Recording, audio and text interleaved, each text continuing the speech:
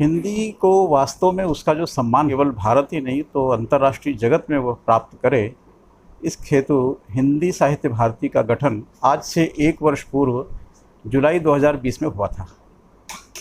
और आप सबको जानकर प्रसन्नता होगी कि हरियाणा की जो इकाई बनी, उस हरियाणा हिंदी साहित्य भारती के प्रांत के संरक्षक हमारे आदरणीय श्रीमान जय भगवान सिंगला जी हमारे साथ उपस्थित हैं। और साथ ही जो हिंदी साहित्य भारती हरियाणा प्रांत की है, उसके मीडिया प्रभारी श्रीमान डॉक्टर कृष्ण कुमार जी हमारे मध्य उपस्थित हैं। और यह 1 वर्ष जो बीता है, इस 1 वर्ष के अंदर उसकी उपलब्धियां बताते हुए मुझे और ज़्यादा प्रसन्नता हो रही है कि भारत के लगभग प्रत्येक प्रदेश में हिंदी साहित्य भारती की इकाइयों का गठन हो चुका है।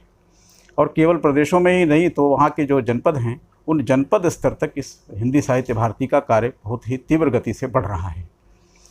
इसके साथ साथ भारत के बाहर 32 देशों में हिंदी साहित्य भारती के जो प्रभारी हैं, जो संयोजक हैं, वह नियुक्त हो चुके हैं। और आज इस अवसर पर हमारे जो केंद्रीय माननीय अध्यक्ष हैं डॉक्टर रविंद्र शुक्ल जी, जो पूर्व शिक्षा मंत्री भी हैं और झांसी के निवासी हैं, उत्तर प्रदेश के रहने वाले हैं, उनकी मार्गदर्शन में, उनकी प्रेरणा से ये कार्य निरंतर केवल देश में नहीं तो विदेशों में भी बहुत तीव्र गति से आगे बढ़ रहा है। उन्होंने आज केंद्रीय और अंतर्राष्ट्रीय दोनों प्रकार की जो कार्यकारिणियाँ हैं, उनकी घोषणा की है। और इस अवसर पर नवनिर्वाचित जो भी पदाधिकारी हैं, उन सबको मैं बहुत बहुत शुभकामनाएं देता हूं।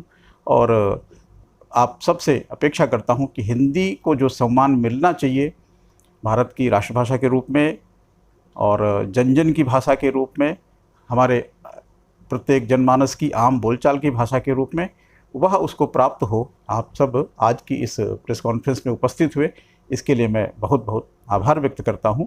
और साथ ही मैं इस अवसर पर हमारे जो आदरणीय संरक्षक महोदय उपस्थित हैं हिंदी साहित्य भारती के, उनसे भी निवेदन करता हूं कि वो हिंदी साहित्य भारती के लिए इस अवसर पर कुछ शब्द जरूर कहें।